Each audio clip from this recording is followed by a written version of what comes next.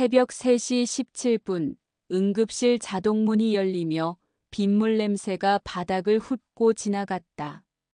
구급대원 둘이 침대를 밀어넣고 침상 위 남자에게 산소 마스크를 씌웠다. 박정호, 74. 모니터의 초록 선이 바늘끝처럼 얇게 오르내렸다. 그의 왼손을 꼭 쥔 윤영자가 귀에 입을 대고 속삭였다. 여보, 나야. 영자.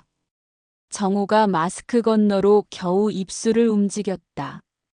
금고 0713. 미영이를 찾아. 말끝이 허공에서 끊어졌다. 의사는 말이 짧았다. 전이가 광범위했고 우리가 할 수 있는 건 통증을 덜어주는 일뿐이라고 했다. 가족에게 전화를 돌렸다. 아들 민호와 딸 아라가 뛰어왔다. 민호는 넥타이를 제대로 매지도 못한 채였고 아라는 코트 단추를 잠글 겨를도 없이 목도리를 어깨에 걸친 채였다. 정호는 다시 잠에 빠져들었고 침대 둘레엔 소독약 냄새와 젖은 옷의 한기가 10개 감돌았다.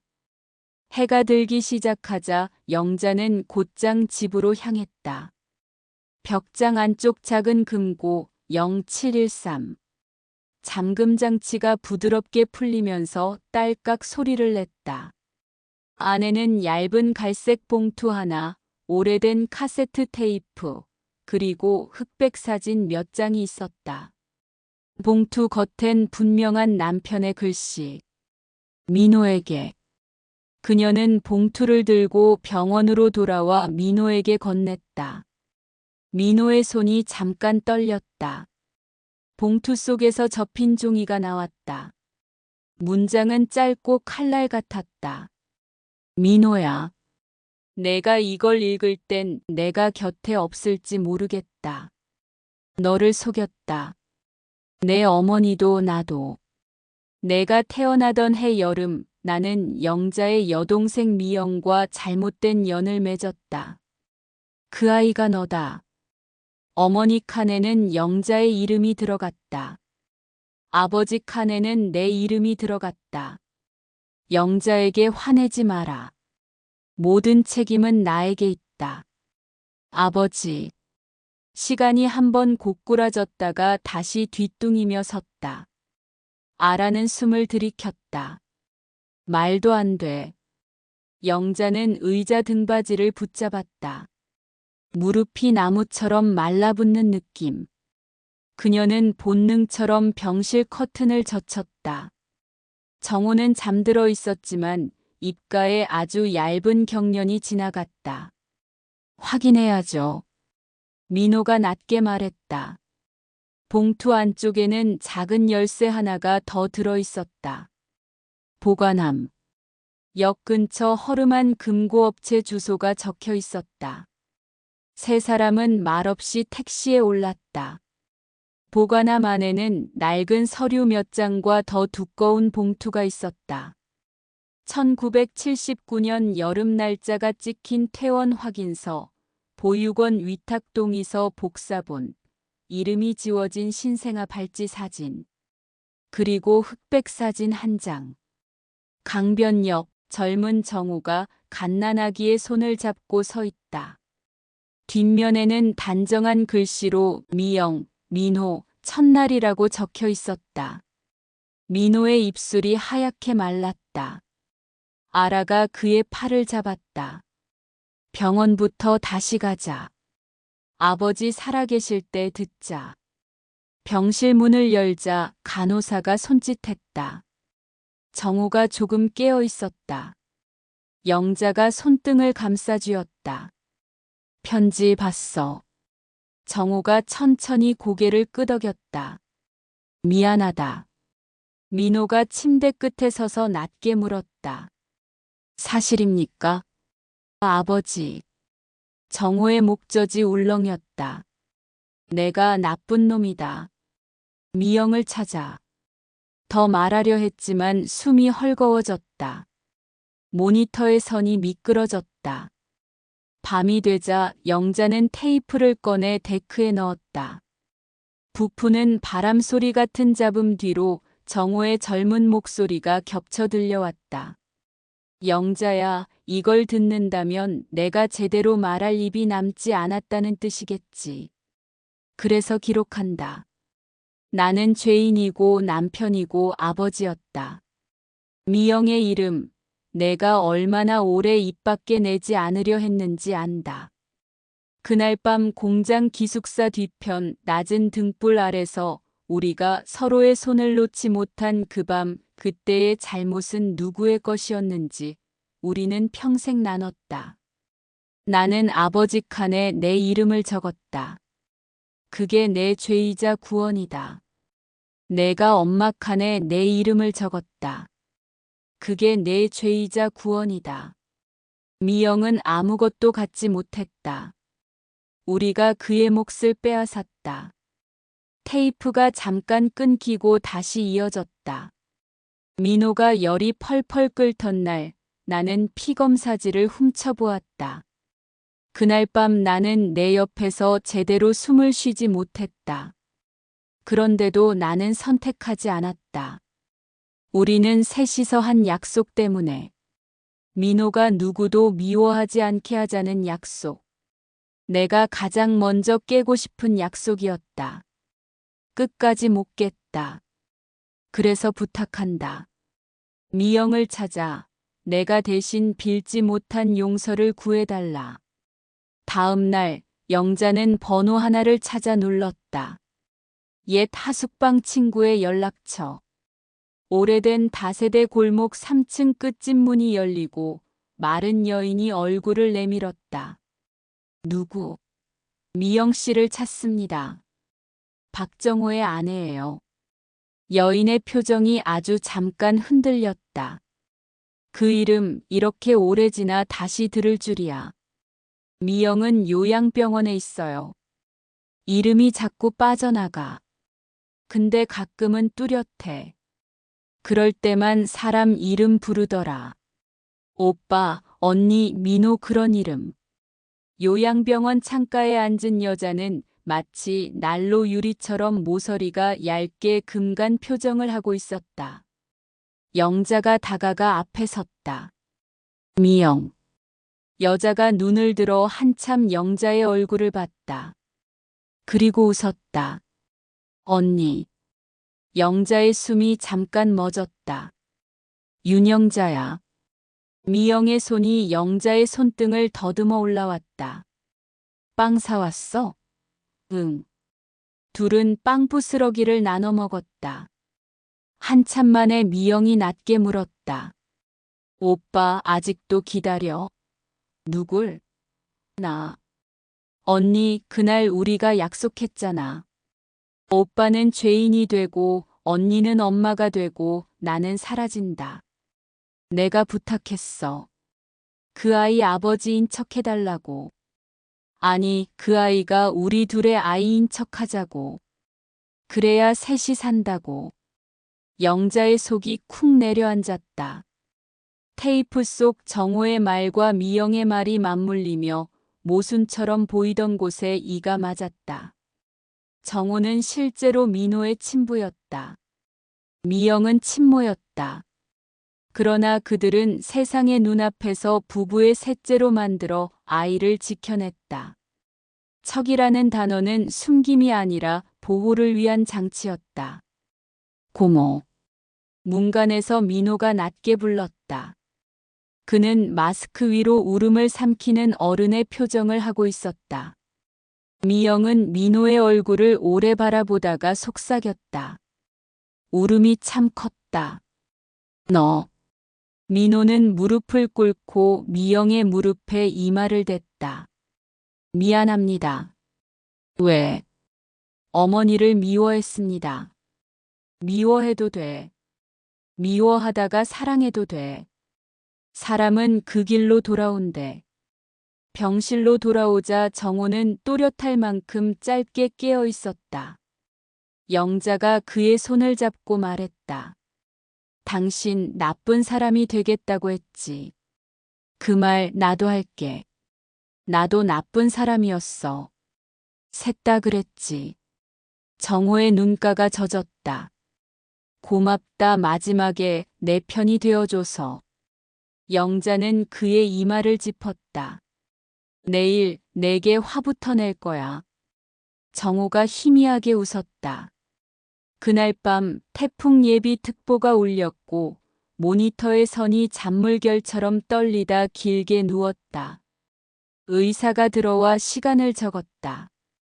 영정 사진 속 정호는 늘 그랬듯 입꼬리만 얇게 올리고 있었다. 장례가 끝나고 49제까지 집은 낮의 일과 밤의 기억으로 번갈아 찼다. 영자는 정호의 수첩을 정리했다. 거래처 일정 사이사이 어눌한 글씨로 적힌 영수증과 짤막한 메모들이 끼어 있었다. 민호 학원비, 지각비 포함, 아라 운동화 큰 사이즈로, 미영, 요양원 간식 치료비, 보육원 기부, 익명. 맨 뒷장에는 짧은 문장. 나는 나쁜 사람이 되기로 했다. 그래서 좋은 일들을 몰래 한다. 영자는 수첩을 덮어 가슴에 올렸다. 종이는 오래 들여다볼수록 손의 온도로 미세하게 부드러워진다. 사람도 그럴 거라 믿었다. 민호는 법적으로 엄마 칸을 바꿀지 고민했다. 어머니, 저 미영 고모를 친모로 정정할 수 있을까요? 아라가 조심스럽게 말했다. 그럼 엄마가 아니게 돼? 영자는 고개를 저었다. 아니, 나는 너희의 엄마다. 그건 문서로 정리되는 게 아니라 너희가 나를 부르는 방식으로 정리되어 있어. 민호가 한참을 앉아 있다가 고개를 끄덕였다. 그럼 이렇게 하죠. 고모를 생모로, 어머니를 양모로, 두 이름을 다 쓰는 걸로. 제 도장엔 두 분의 성을 나란히 새길게요. 영자 미영. 그는 새 도장을 주문하면서 말했다. 두 이름이 제 이름을 앞으로 밀어줬으니까. 그리고 남은 질문. 왜 그때, 왜 그런 일이 있었죠? 미영은 하루가 다르게 기억의 색이 바래졌다 나아졌다. 선명한 날 미영은 말했다. 그해 겨울 공장이 임금을 떼먹었고 기숙사에 불이 났고 언니와 오빠는 살기 위해 결혼했지. 나는 하숙방에서 잠을 못 잤고 어느 밤 오빠가 언니가 없는 틈에 내 방에 왔어. 오빠는 울었고 나는 울었고 우리는 어른이 아니었어. 그날이 내 죄이자 상처였고 너의 시작이었어. 영자는 가슴이 돌처럼 굳는 걸 느꼈다. 그날의 의미는 결코 하나의 단어로 정리될 수 없었다. 폭력, 합의, 위로, 비겁, 보호 모든 단어가 얇은 유리처럼 겹쳤다. 그럼에도 결론은 한 줄로 선명했다. 상처는 있었고 아이는 태어났고 우리는 셋이 책임을 나누었다. 민호는 DNA 검사를 의뢰했다. 결과는 분명했다. 민호 정호, 친자 99.99%. 민호 영자 모자 불일치. 민호 미영. 모자 99.98%. 종이는 냉혹했지만 아이러니하게도 그 종이가 사람들을 부드럽게 만들었다. 숨기던 입술이 솔직해졌고 미워하던 눈빛이 약해졌다. 아라는 종이를 접어 서랍에 넣으며 말했다. 확실하니까 더 쉬워. 이제부터 우리가 선택하면 돼. 49제가 끝나던 날 밤 세 사람은 거실에 모여 마지막 테이프를 틀었다. 영자 미영 정호라고 적힌 테이프. 오래전 셋이 방바닥에 앉아 녹음해둔 목소리였다. 민호가 누구도 미워하지 않게 하자. 누굴 미워하게 될까? 우리는 서로를 미워하자. 그건 버틸 수 있어. 정호야, 도장 찍어. 아버지 칸에 내 이름을 적는다. 내 죄의 절반을 여기 넣는다. 침묵. 그리고 쿵. 누군가가 녹음기를 껐던 소리. 세 사람은 테이프를 감아 넣고 한동안 말이 없었다. 영자가 먼저 입을 열었다. 나는 이제 내 고백을 할 거야. 정호보다 먼저 나쁜 사람이 된 건 나였어. 내가 먼저 제안했어. 이 아이를 우리 아이로 만들자고. 내가 엄마가 되겠다고. 민호가 고개를 들었다. 그래서 감사합니다. 그는 의자에서 일어나 어머니와 고모의 손을 각각 잡았다. 저는 두 사람의 아들이고 두 사람의 닮은 곳으로 살게요. 둘이 들라고 태어난 사람이니 제가 혼자 들지 않을게요. 어느 저녁 8월의 습기가 책장 사이로 스며들 때 낯선 남자가 문을 두드렸다. 박정호 선생 댁 맞습니까? 중년의 남자. 손에 얇은 봉투를 들고 있었다. 정호 형님께 돈을 조금 받았던 놈입니다. 오래전 공장에 있을 때. 그는 봉투를 내밀었다. 고백서. 정호가 생전에 목숨값처럼 모아 몰래 돌려준 체불임금, 병원비, 보육원 기부 목록. 마지막 장에 짧은 메모가 붙어 있었다. 미영에게 그날 이후 한 번도 얼굴을 제대로 보지 못해 미안하다. 돈으로는 못 갚은 죄. 그래도 조금은 덜고 싶다. 미영은 봉투 위에 손을 올렸다. 오빠는 내 오빠였네. 나쁜 사람 말고 오빠. 가을 세 사람은 작은 의식을 준비했다. 정호의 기일엔 미영의 생일을 함께 올리기로 했다. 제사상 옆에 케이크를 놓았다. 촛불은 많을수록 좋았다. 각자의 불이 각자의 약속이었으니까. 민호가 불을 끄며 말했다. 서로를 미워해도 결국 돌아오기로. 아라가 촛농이 흘러내리는 걸 손으로 막았다. 영자가 미소 지었다. 그리고 나쁜 사람 몫은 올해부터 내가 할게. 너희는 좋은 사람 몫을 맡아. 겨울 폭설이 내리던 날 밤 전기가 잠깐 나갔다. 집안은 놀랍게도 조용했다. 영자는 어둠 속에서 방향을 찾아 냉장고 위 덮개를 들추고 테이프 하나를 꺼냈다. 다시 듣는 정호의 숨소리는 더 얇고 더 멀었다. 테이프를 멈추고 영자는 창문을 조금 열었다. 찬 공기가 폐속까지 내려왔다. 여보, 당신이 나쁜 사람이 되겠다고 한 덕분에 나는 좋은 사람이 되려고 애쓰며 살았어. 그런데 오늘 알았어. 사실 우리는 둘 다 나쁜 사람이었고 둘 다 좋은 사람이었네. 그녀는 천천히 웃었다. 그럼 됐지. 봄, 민호는 인장을 새로 만들었다. 도장 옆면에 작은 글씨가 새겨졌다. 모 윤영자 생모 고미영. 그는 서류에 도장을 찍었다. 가족관계 증명서 변경, 생모 표기 보완, 법정 대리인. 동의. 공무원이 서류를 넘겨보며 물었다. 이유를 적어야 하는데요. 민호는 답했다. 진실을 기록하려고요. 누군가를 지우지 않으려고요. 공무원은 고개를 끄덕였다. 그럼 이유는 사람답게 살기 위해라고 적을게요. 여름 미영의 기억이 더 자주 빠졌다. 그러나 이상하게도 어떤 이름은 오래 남았다. 민호야. 네. 언니 잘 부탁해. 네. 오빠 용서해. 네. 그녀가 창밖 햇빛을 가만히 보다가 다시 물었다. 오늘은 비 오니? 아니요. 그럼 빵 사와. 부스러기 생기는 거. 민호는 웃었다.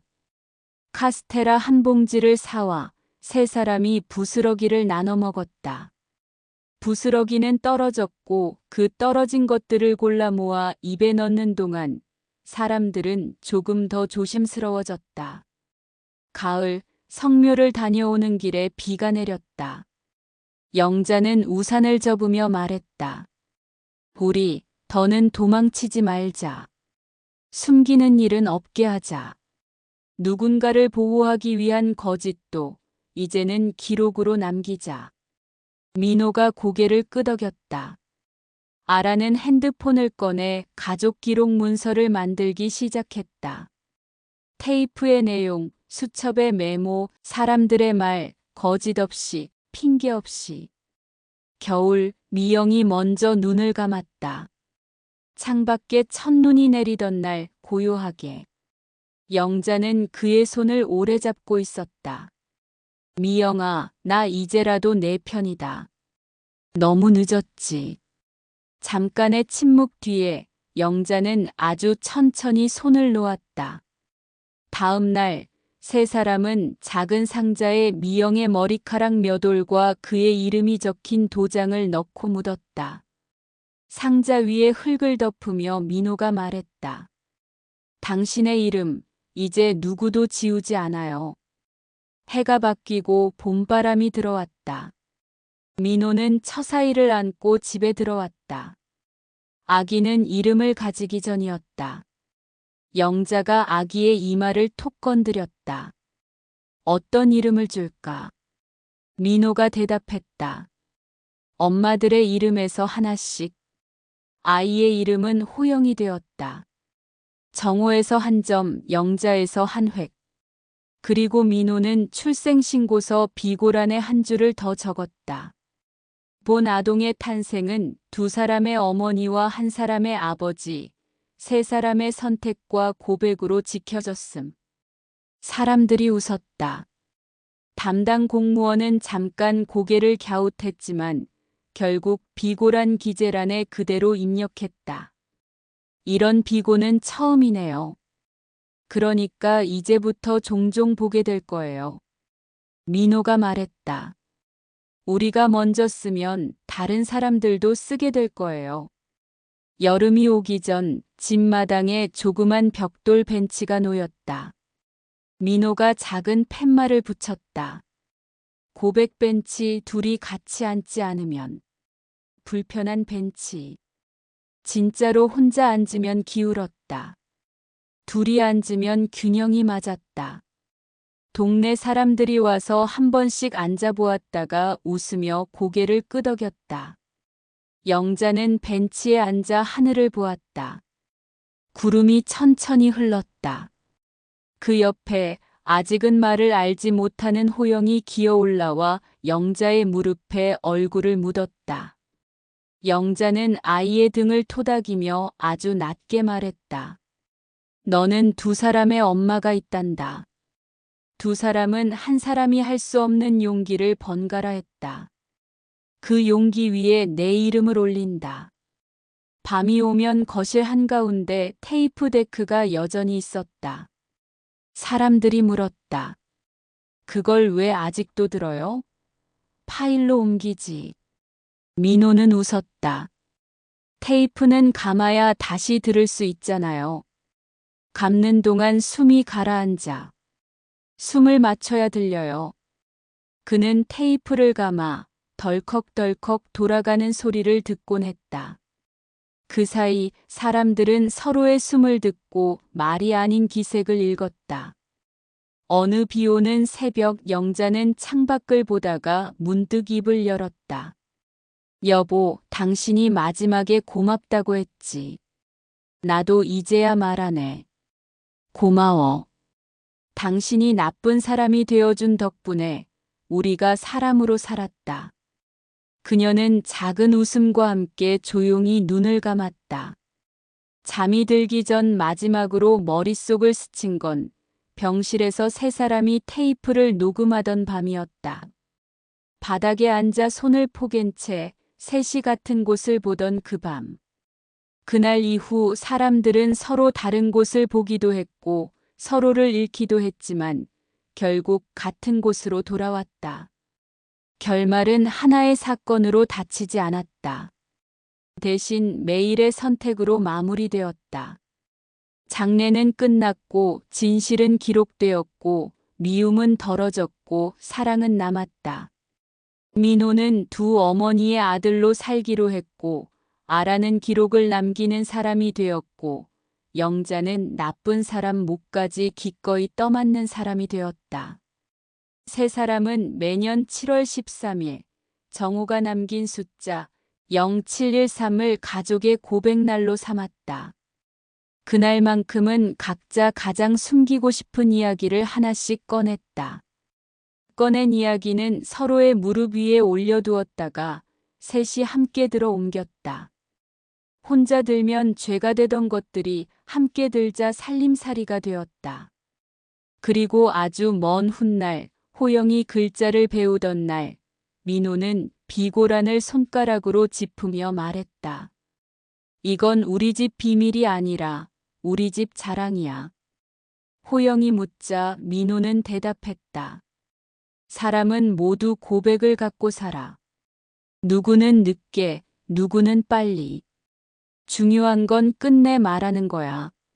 내가 그럴 수 있도록 우리가 비고란을 남겨두는 거고. 창문 밖 빗소리가 벤치 아래로 흘렀다. 거실 테이프는 천천히 돌아갔다. 오래된 목소리는 더 이상 칼이 아니었다. 그것은 누군가 오래 쥐고 있던 뜨거운 그릇을 식탁 중앙에 내려놓는 소리였다. 그릇을 그들은 함께 들었다. 그리고 오래 천천히 나눠 먹었다. 쓴맛이 먼저였지만 끝맛은 묘하게 달았다. 오래 끓인 삶의 맛. 그 맛이 혀끝에 머무는 시간이 이 집안의 새로운 시간이었다. 여기까지입니다. 감사합니다. 꼬벅. 구독과 좋아요 알림 설정 부탁드립니다. 건강하세요.